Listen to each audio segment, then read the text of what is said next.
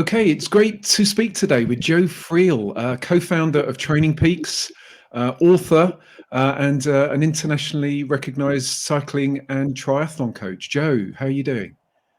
Hi, Gary. Thanks. Very, very well. Actually, looking forward to talking with you. Yeah, likewise. So we've got a bit of an internet might be a little bit shaky, so we'll do our best to just get through. And if the internet lets us down, then we can always have it pausing a bit. So it's not the end of the world. Obviously, today there's so much we could talk about. It would really be great to hear about the craft of coaching and the tie-up that you have done with USA Cycling and Fast Talk Laboratories. Yeah, but maybe we could start first with an overview about you and your coaching background, if that's okay. Sure, happy to do so. Yeah, I think it probably goes back to the 1970s. I could take it much farther back, but this will go on all day. In the 70s, I was a high school track coach. And in order to kind of improve my coaching, I went back to college and got my master's degree in exercise science. And a few years later, decided I really didn't like being a high school teacher and coach all that much. So I went into retail, opened a running store, and eventually bought the bike store next to my running store. So it took out the wall between the two. So I had probably the first triathlon store in the world about 1983. Wow, cool. And so because I had a degree in sports science, exercise science, and I was a racer myself, a runner, cyclist, triathlete. I kind of liked everything. And so people kept coming to me asking for advice all the time. And the next thing you know, I was coaching.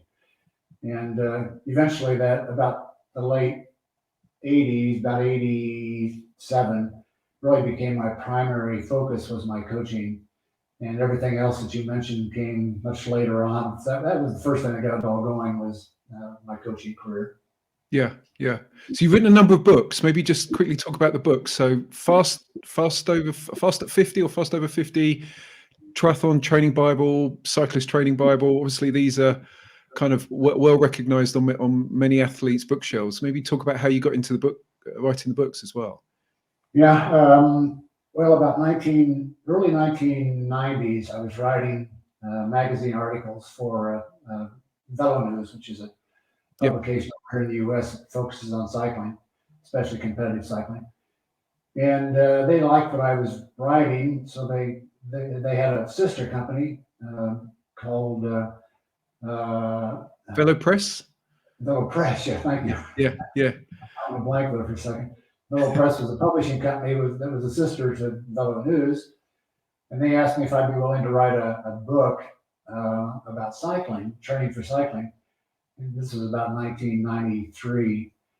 And I said, no, I really don't have time. I'm coaching. At that time, I was coaching a heck of a lot of athletes, and just wasn't time in my life to devote to that. So I said no. And about 1994, I got a virus in my heart. Oh, wow. I don't know details on that, but I got a virus in my heart that causes myocarditis. And the cardiologist said, you need to stop exercising for some period of time. We don't know how long, but it could be a long time. And so I contacted Velo Press again and said, hey, all of a sudden I've got all this extra time in my life. I can't train anymore, which was about 15 hours a week. So I got 15 hours a week to work on a book. And so they gave me an assignment to write Cyclist Training Bible, and that became the first one. And I thought, well, maybe it'll sell 1,000 copies, and not a big deal. It'll just be a chance for me to kind of defend what I do in training, and also kind of make sure I understand what I do, because sometimes you do things without really thinking your way through them. Yeah. So that was my purpose. And lo and behold, the first month it sold 5,000 copies, and they were already going into a second print within a few months. And so I knew something was on here. These other books, Triathlete, Training Bible, et cetera, right up to the Fast After 50, which is a book you mentioned a while ago. And I continued, so there have been like 17 books so far. It's actually become my profession over the years, which was not intended at all. Wow, it's fascinating, isn't it? We could talk about the books probably for a long time, but what I'd really like to talk about is the craft of coaching, if that's okay. So this is obviously a tie-up between USA Cycling, and Fast Talk Laboratories. And looking at the craft of coaching, it's billed as the ultimate guide to becoming a better and more successful and happier coach. We'll get onto the happy bit in a moment, because I think the happiness side of things, I think, is really interesting. So maybe, how did you get together with Fast Talk Labs on this, and maybe talk a bit about how the modules guide coaches into becoming, being more successful? Well, actually, a long time ago, probably in the last 10 years, in the back of my mind, I'd always had that one of the books I wanted to write was a book for coaches. And so finally, this past, actually in 2020, I started approaching publishing houses about perhaps doing something along this line. And for the first time in my writing career, I couldn't find a publishing house that was interested in doing the book. At the time, Really? of course, COVID was getting started, and they were going through big changes. And so they had two concerns. One was that they were understaffed, and they were making changes in how they ran their companies. And secondly, they weren't really sure the market was big enough, as far as coaches are concerned, to be able to sell enough books to make it profitable for them.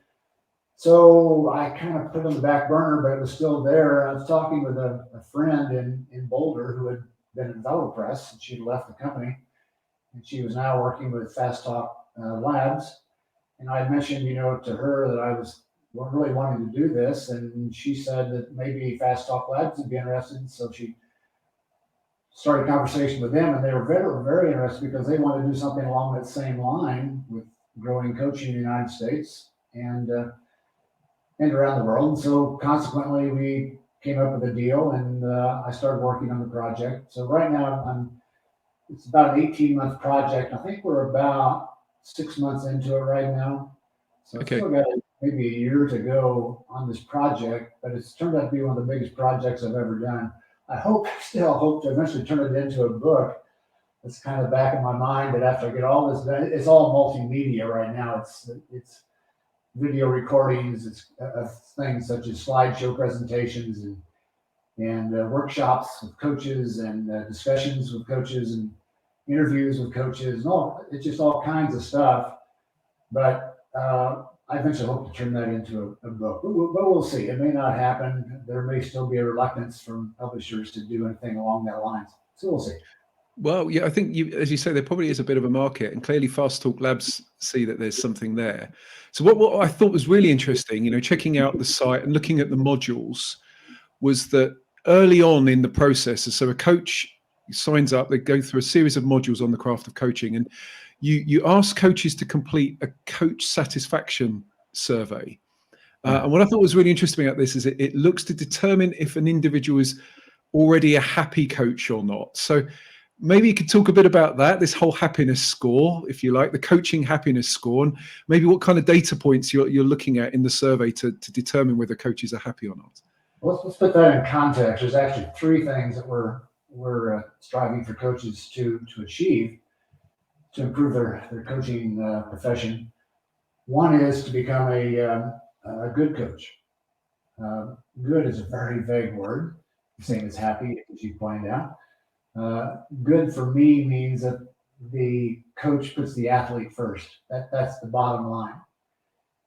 So we're doing lots of things along this line with one's philosophy of coaching, style of coaching, methodology of coaching, interaction with athletes, the art of coaching.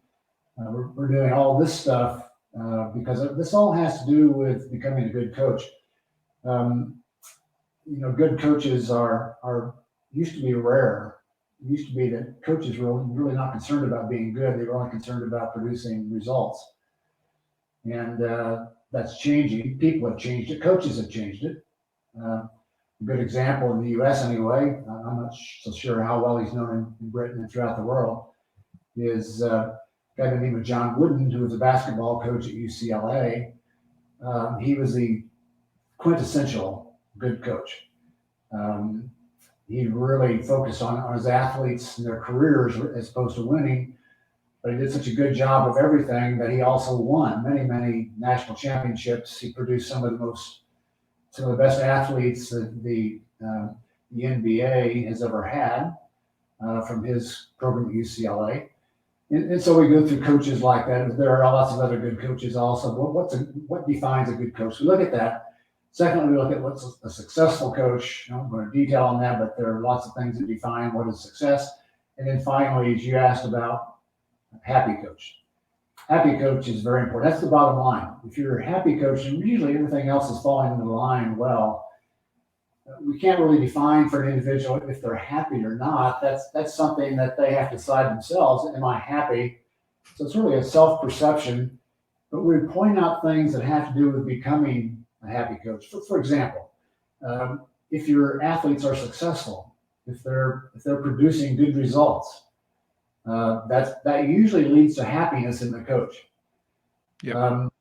Another big one is if your coaching company is profitable, that leads to being a happy coach. If It kind of helps. You're losing money hand over fist, by the end of the day, you're not going to be happy regardless of what else may be going on. So that's important. So we go through all these sorts of things that have to do with being a happy coach, and they're all fairly obvious sorts of things.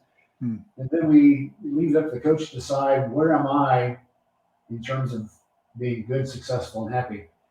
And if they see they're lacking in one of these areas, then we try to provide some resources that they can call upon to improve their coaching. Yeah. I suppose a happy coach equals happy athletes as well, which is, as you say, that point at the beginning, that it's all about putting the athlete first. Exactly. I'm sure that virtuous circle, I suppose, that if you have the happy coach, if the coach is happy and the athletes are happy, everybody's getting along well, and this is part of it. One of the things we get into is how to make sure you wind up with athletes that are compatible with you, because you may be the best coach in the world, but that doesn't mean you can coach everybody. There's just some people that you may not see eye to eye with, you don't get along with for some unknown reason, you just don't click. And if you have a stable of athletes like that, you're not going to be a happy coach. You're going to be resigned to being, what do I do to solve this problem all the time? You're always thinking about problems instead of solutions. And so we go into how to screen your athletes, how to make sure you wind up with athletes that are correct for you. And that's hard to do because every coach is unique. I can't give you a standard to go by that's going to fit every coach. So how do you go about making sure you wind up with athletes that are compatible with you? Therefore, you're happy. Therefore, the athlete's happy. Everybody's getting along well, and we're all moving toward the same goals. That's really what we're trying to get across here with our coaches. Yeah. And in terms of goals for coaches, as you say, the coach themselves will have their own commercial goals. They'll have goals about their athletes' expectations. Have you come across anything over the years that have sort of surprised you, or as part of this journey and this relationship between coach and athlete, where suddenly something comes out, as a bit of a curveball and says, oh yeah, maybe that could go into a book, or maybe we see that goal that athlete's got that's completely unrelated can be used. Is there any examples like that? It could just be examples for hours, quite honestly. It's the nature of having been a coach, started in 1980 and having grown up with the sports, cycling, running, triathlon, etc. Sports were really just in their infancy back in those days. At least in the US they were. And so consequently, I learned a heck of a lot. I started out as I would not consider myself having been a good coach. One thing we talk about in being a good coach is putting the athlete first. And I found myself, because of my high school coaching and my own coaching, I was a college athlete, a high school athlete, and that was back, gosh, we're going way back now, this was 1950s, 1960s. And back then, good coaches were autocrats. They were dictators. That was a good coach by definition in those days. You forced your desires, your goals on your athletes, and they were expected to perform and achieve. Otherwise, it's my way or the highway. You're out of here if you don't be able to be successful, and therefore make me successful. And I discovered in the early 80s that was who I had become because of my coaching background. And it opened my eyes to start working with adult athletes as opposed to high school athletes, which I'd done in the 70s. Working with adult athletes, you begin to realize that, you really can't boss them around. And so there were just so many athletes over the years that I learned that lesson from, and my coaching began to change. I began to move toward being more like a John Wooden type of coach, what I would call today a good coach, as opposed to an autocratic coach, more democratic. Yes, it's interesting. So you'd say that your coaching personality, if you like, over that time period changed? You've sort of seen that evolution in your career as well as a coach? Yeah, very definitely. No question about it. That I went from, for example, when I was a high school coach, I can recall, and to this day with great chagrin, I can recall using anger to motivate my athletes, because that's what my coaches did. And when we weren't performing well, whatever the sport was, they would get angry with us, and that would motivate us to go out and perform better. And so I found myself doing that, and realized this is not good. It's not the way to do this. And so I changed my style of coaching, started becoming more democratic. I didn't become immediately democratic, but started becoming more democratic, started involving, for example, the athlete in the training process. Let's talk about your training plan for the coming season. How are we going to do this? It's not just me dictatorially laying out a plan and saying you're going to do this. It's involving the athlete in the process. So they take ownership, and once the athlete takes ownership, there's a lot more potential for achievement. Yeah, I began to learn that. That was a critical lesson for me to learn that I didn't have to get angry with the athlete to get them to perform well. I only had to get them involved in the process, in the planning, and the working toward the goal together. And if we did that, then they were going to be successful. So, and that was just one example, but that was a big picture example, which went on, it wasn't immediate, that went on for years. And my coaching evolved because of that. And there were so many others along the way, so many little lessons, but I won't go into all this detail, but there's so many little lessons I learned from working with athletes that made me a better coach. Yeah. Oh, fascinating. So one thing just would be really good to clarify is your view on the future, because obviously you got tremendous experience over the years as a coach, obviously as a coach of coaches, mentor, author. The endurance sport industry has clearly suffered during the pandemic. So we've had a couple of years where we've all not been that happy. We've not been racing much, and we've seen businesses come and go.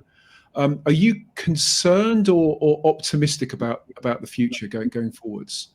Well, I have to admit, I do have concerns. Yeah. The future will tell us whether my concerns are warranted. But I'm concerned. We've lost a lot of athletes. I asked athletes here on my blog. This has been probably 2 months ago or so. I asked them, if you've had COVID, would you send me a message and tell me how that affected you and what you intend to do about it in the future? And I got quite a range of responses. I've forgotten exactly how many, but something like 70 or 80 athletes responded who had COVID. Some of them said they had quit. This was the line in the sand. When this happened, they realized that their career as an athlete was over. Now, whether or not they're going to change their minds later on remains to be seen. But that was a fair number of athletes said things along that line. But most said that they couldn't wait to get back into racing again, and that was the thing that really stimulated them to keep on training. And from what I know about endurance athletes, they're very dedicated to fitness, very dedicated to self-improvement. And so those who are sticking around have probably become stronger athletes because of this last 2 years. They can't wait to get back at it again. And I see things that tell me this is going on. For example, you mentioned TrainingPeaks is one of the companies I helped to start many years ago. TrainingPeaks is seeing a growth in their business. We're having more athletes using TrainingPeaks than ever before. So I think that's a good sign. we're probably a good indicator of what's going on in the field. And so far, we're doing really well at bringing in athletes to the program. I get emails from athletes daily. That has not ceased. It hasn't even slowed down. In fact, it's increased. You know, what do I do now? I've lost a year and a half or 2 years of training.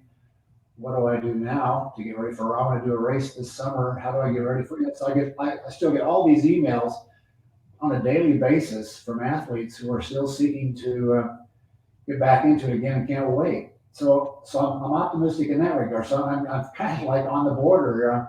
I've seen reasons why I might suspect it's not going to be the greatest thing that ever happened to us, but yet I'm still seeing on the other side, I'm still seeing this desire to keep it going, to get back into it as soon as possible. And you see things like Zwift.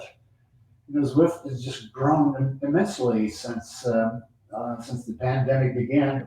So that tells me right there's lots of people who are still trying to stay active and actually still even compete online. And I see other stuff. Bike sales have been up in the U.S. I don't know about throughout Europe. Yep, same here, yep. Bike sales have been up dramatically, which means people are probably buying bikes more for transportation than anything else. But that's usually that's kind of like a starting point for becoming involved in events, is to start riding your bike just to go to work. The next thing you know, you're enjoying it, so you decide to do a Grand Fondo or whatever it may be, and eventually you decide to do a race, and then you decide to do a triathlon. So this thing just grows from having bought a bike back in 2000 or 2001, and so I can see the future being really quite good for sport. But yet in the back of my mind, I'm always saying, but there's this one thing that's been going on. We need to resolve this yet. Yeah. So you think that thing? Do you think it's part psychological and part from the athlete's perspective? And obviously, as you mentioned, that we've lost a lot of athletes, so that's one challenge. As you say, people are coming. Hopefully, new athletes are coming into the sports. Do you see it's part psychological and part numbers? Is that what is that mainly where your concern is in terms of potential block on growth? Yeah, the numbers are going to be indicate there'll probably be there may be, let's put it that way, there may be fewer athletes out there now who are competitive. And maybe I'm just seeing a small group who are very enthusiastic. Maybe that small group is what's driving TrainingPeaks to grow, and all this other stuff I mentioned a while ago. I don't know anything about numbers. It's hard to. That number is really cannot be defined. We'll see that as races start opening up. You know, I see things going on like in the U.S. gravel bike racing has become a big deal, really big deal, and it's growing tremendously. There's a gigantic number of people who want to do gravel races. There's even gravel triathlons now. So the sport is finding new ways to attract people. And you don't have to do this with a mask on. You can be involved in a race without wearing a mask, or you've got more options available to you than being indoors someplace with a lot of people that are partying or something. So this is so again, it remains to be seen. But I'm optimistic, basically, that I think we're going to actually wind up with some very strong-willed people who have held out. And I managed to get through all of this, and they're going to drive the sport and all sport, endurance sport, to new levels in the coming years, I think. Yeah. Well, hopefully they're all happy people too, in this difficult world that we currently live in, where the constant one challenge leads to the next one. So I just want to say thank you ever so much for your time, Joe. It's been a real pleasure. Thank you very much. But best wishes with all that you do, and take good care of yourself. I will, Gary. Thank you very much for having me on. Thank you. Take care. Cheers. Bye-bye.